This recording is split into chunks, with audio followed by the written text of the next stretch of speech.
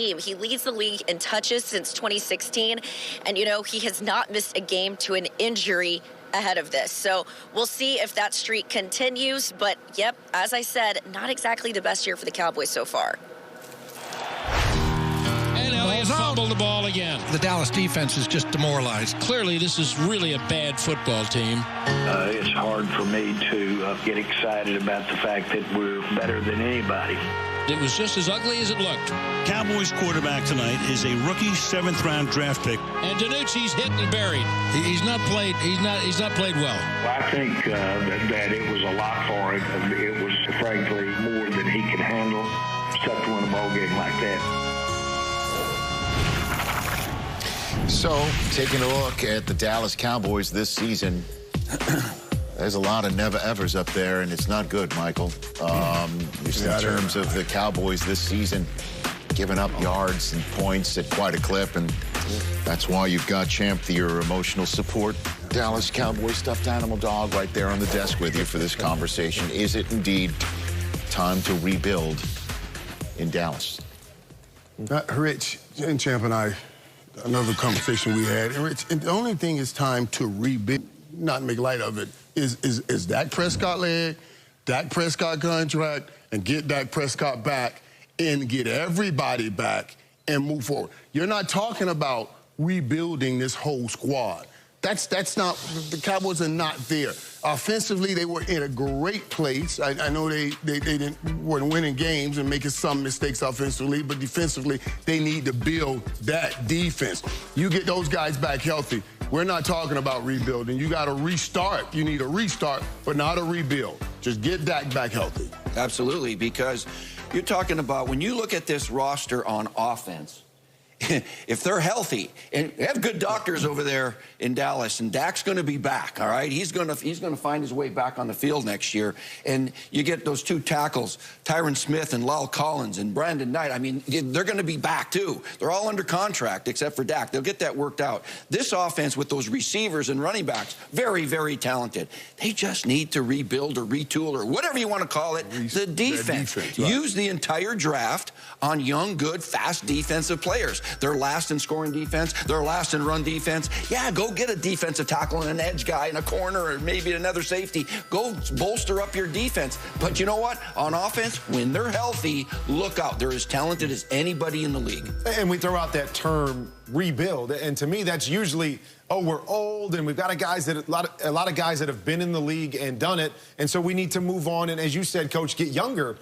When you look at this team's young. I mean, they got two linebackers, young guys. DeMarcus Lawrence, young guy. I know they're young on the secondary in terms of experience. I mean, offensively, you got Gallup, you got CeeDee Lamb, and Amari Cooper's not that old. Zeke's not. I mean, this is not an old football team. You just went and signed a bunch of these guys because they're young, good football players. And so when you say rebuild, what does that look like? First, I'm with you, Irv. You got to find your quarterback. You've got to lock in your quarterback. If it is Dak, which I believe and most people believe it should be, lock him up. You need to get that guy done. And the only other place I think about rebuilding is you say, well, we just hired a coach. Is the coach the right coach for what we have and what we're trying to build? If he is, then I don't think there's any rebuilding to do. You just have to play better football. You've got good football players in terms of talent, but you've got to play better and put that all together. What if he's not? The coach. Exactly. I mean, let's just be honest here. I mean, that's the conversation that's going on. If it's not the coach, it's the assistants, and it's just the whole power structure that's been set up there. What if that's the play? And again, I'll grade that now. How do you measure how do you measure him with what we have, what's going on now in the field? And I think you just have to, and I look at my backyard in Arizona, and they hired Steve Wilkes for a year. Yes. They drafted a quarterback. They realized after 1 year this wasn't the right fit. You know, this wasn't the right place. They went out and got a new quarterback, and they went out and got a new coach. And now look where they're at and what they're doing in a short period of time. So just to your point, how do you know? I don't know, but you have that feel. And if it's the wrong decision, are you willing to go out and say, I made the wrong decision. We need to right that wrong and move forward? Reason why we're all laughing is we thought you meant His Literally, backyard. His literal backyard. Yeah, with a, like football field with turf in the backyard. That's where we thought you were going to go. He's got a football field in his backyard. Well, again, in all honesty, They can come to my backyard. Come on. last week against Philly, they were dialing up all sorts of crazy plays. It wasn't like that they just went vanilla with 5 or 6 plays. Seriously, like, and the players were playing their hearts out in a way that we hadn't seen the previous week. So. I'm trying to give you emotional support just like Champ. I'm like the human champ right here for you, Irv. Before I doom your team in the 4th hour. That'll be fantastic. Chris Godwin is expected to go tonight.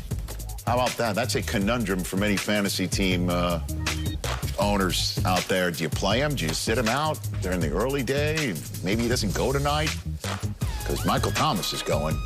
T.Y. Hilton.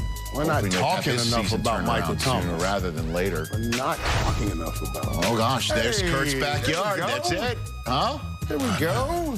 That's not a park. That's not a... Yeah, everybody's got one of those. All the Cowboys can come to my backyard. We can play the ball.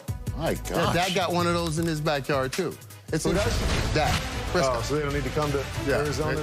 No, he means this backyard. This is the backyard. Oh, yeah, that guy can come to my backyard. The actual spot in Arizona where Tua and Kyler are going at it. Steve Mariucci's going to have his Mooch's Cardio, a.k.a. Mooch's Minute, coming up. Oh, wait! It's going to be a good one. Well, these Bills are 6-2. They're pretty darn good. Are these Bills for real? Yeah, these guys are for real. I mean, you turn on the tape. Ball comes out, loose ball. It is Buffalo ball. I'm old school Mooch. You turn on the tape, you get to see how fast they fly around, how they make plays. They're definitely doing that. It's a great football team. It's going to be a great matchup. 2 great football teams going back and forth, back and forth. And we're looking forward to the challenge. That'll be later on. Think your kid has what it takes to be the next NFL Play 60 Super Kid? Of course you do.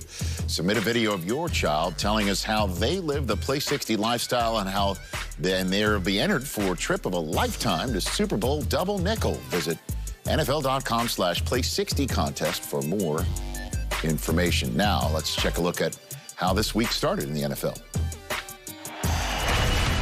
Here we are. It's a rematch of last year's NFC Championship game. Rodgers lofts it deep down the left side. Adams makes the adjustment. Touchdown! Oh, what a catch! Everybody knows he's going to be the guy, and they still can't stop him. Mullins hit as he throws the left side. It's intercepted. Rodgers fakes the handoff. Mercedes Lewis, touchdown. Rodgers rainbows down the middle. Got MVS, touchdown. I think he's having fun. Yeah, I'll say so. Snap to Mullins. Hit from behind. It looks like it's Green Bay ball. It is. The Packers going to win just what the doctor ordered. The game was really never in doubt. Feels great to win. Feels good to be 6-2 at the halfway point, first in the division.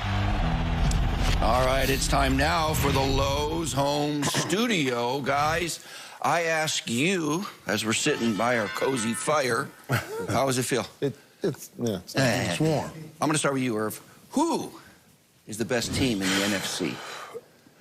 Man, it's hard to pick anyone other than the Tampa Bay Buccaneers right now. And we're talking about what we see them do right now and what I'm projecting them to do when they get that asset that they're starting with today. You guys didn't hear something when they gave that report.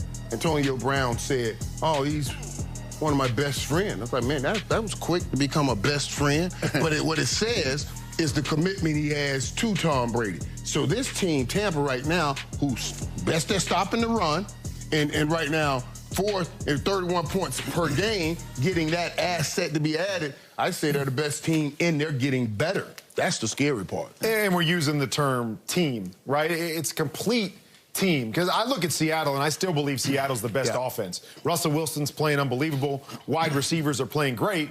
But we know what's happening on the other side. And I look at all the teams in the NFC, and I go, okay, nobody has a really good 2 sides of the ball, right? Where they're dominant on both sides of the ball. So I still believe that Tom Brady and company have a ways to go offensively. They're not hitting on all cylinders offensively. AB will help as they try to figure that out.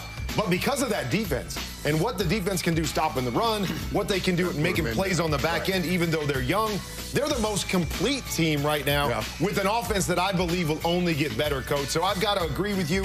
Even though there's some better parts out there for other teams, most complete team is Tampa Bay. Yeah, I agree that they are, and they're getting better. But they do have a couple of losses, right, guys? I mean, you're talking about Seattle, who I think probably is the best team. They only have one loss, and it's an overtime loss to the Cardinals. But you got an offense that is dynamic. Yes, their defense in Seattle isn't what it needs to be. However, you're getting back Jamal Adams, all right? And you got that man back there. Carlos Dunlap, it was traded for, so he'll alternate in as a pass rusher. They're trying to get better on defense, so they're having to outscore everybody. But right now, you're talking about probably those two teams, Seattle and the Bucs. You know, Packers looking in, but the Bucs